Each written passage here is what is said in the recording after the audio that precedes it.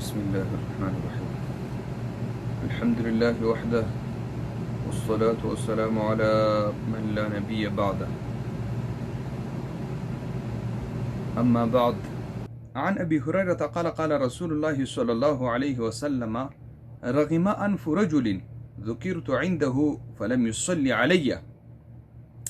یعنی په خاورو کې د ککړه شي پوزه د هغه سړي، مطلب ذلیل دي شي، هلاک دي شي هغه سړی، ذکرت عنده چې ذکر کړی شي زما نوم،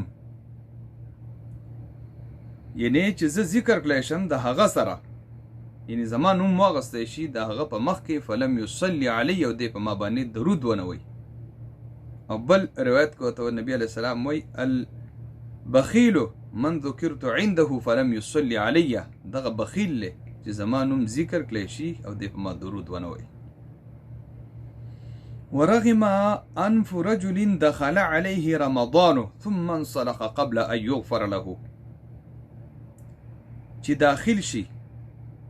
داخل شي په د باندې میاشت رمضان ناله، ثم انصلخ، او بیا د رمضان میاشت تیر شو لاړه ووته، مخکې د دینه ان یغفر له، چې بخنه وکړی شي دته، دی ونه بخلی شو. یعنی دومره تمنا د ونه کړه، دومره عبادت ونه کو په دې کې، تندې ولګي برداشت نه کړې، او دا میاشت داسې تیر وته، دې خفه دی چې یاره دا روژه به دا خو ډېر اوږدې ورځې دي او دا به څنګه تېرېږي، دا خو ډېره مشکله ده. او غیبتونه د دې نه پکې ځان ونه ساتو، ځکه حدیث کې راځي وایي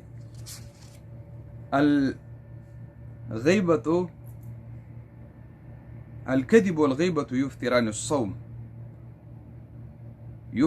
الصوم. غیبت او روجه، غیبت او دروغ، دا روجه دوړکۍ ختمی، د دې هغه برکات ختمی. داسې نه چې مثال دا به ماته شي ته به بیا د دې قضا راوړي، بلکې د دې هغه یفتران الصوم، د دې هغه برکات چې دی هغه ماتې ختمی، لرې کوي.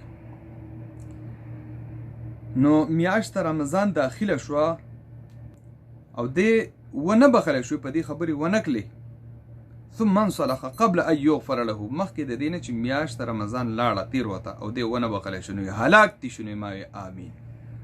بل وایي: ورغم انف رجل ادرک عنده ابواه الكبر فلم يدخلاه الجنة.